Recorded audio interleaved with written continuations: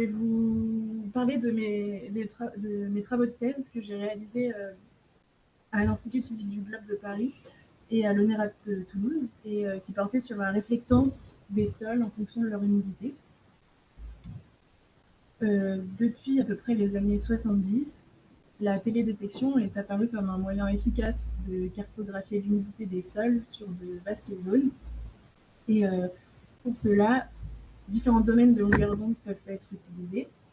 Dans la littérature, les micro-ondes et l'infrarouge thermique ont été les plus utilisés. Et en fait, en fonction de la longueur d'onde, on a accès à l'humidité du sol à des profondeurs différentes.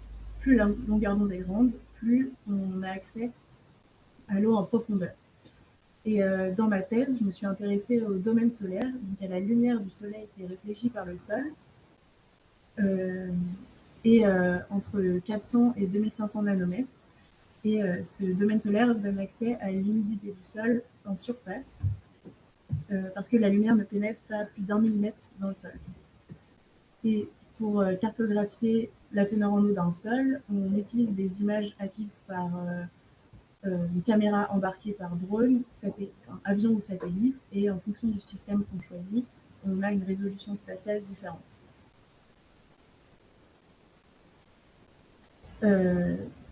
Comme vient de le dire Pascal, les sols humides sont plus sombres.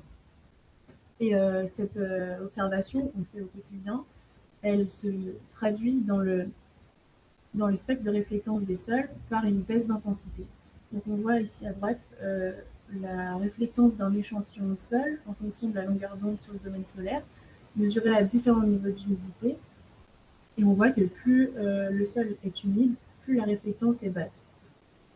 Et en plus de cette baisse d'intensité, on observe dans le proche infrarouge et l'infrarouge de courte longueur d'onde, donc ici à droite du trait rouge, on observe des déformations spectrales qui sont dues aux bandes d'absorption de l'eau. Et ce sont ces déformations spectrales que j'ai essayé de quantifier et de modéliser pour essayer de relier la réflectance au niveau d'humidité du sol. Dans la littérature, il existe différentes méthodes qui permettent de faire ça. Des méthodes empiriques qui sont différentes et qui ont l'avantage d'être rapides et simples à mettre en œuvre, mais qui fournissent seulement des valeurs relatives d'humidité des sols.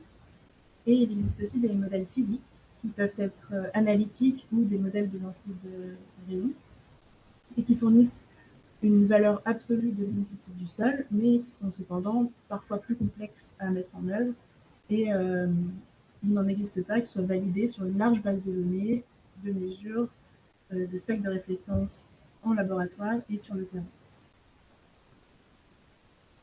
Je vais vous parler en particulier des modèles à 2 couches, parce qu'ils ont l'avantage d'être simples et de dépendre de peu de paramètres.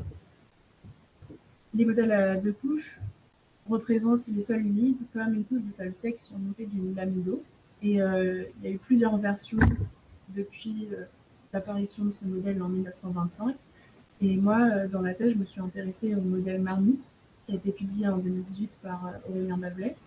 Et dans ce modèle, on considère les réflexions multiples de la lumière dans la lame d'eau pour exprimer la réflectance du sol humide. Et bon, je ne vais pas décrire ici le modèle, mais dans ma thèse, j'ai développé une version 2 de ce modèle, Marmite 2, en incluant des particules de sol dans la lame d'eau. Et avec ce modèle, on exprime la réflectance du sol humide en fonction de celle du sol sec et de différents paramètres, dont 3 sont variables et peuvent être ajustés.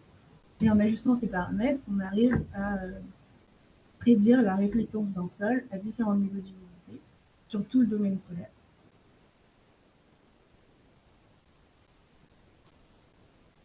Et moyennant une étape de calibration qui consiste à relier empiriquement pour chaque échantillon de sol la teneur en eau mesurée au produit de 2 paramètres du modèle, on arrive à estimer l'humidité du sol.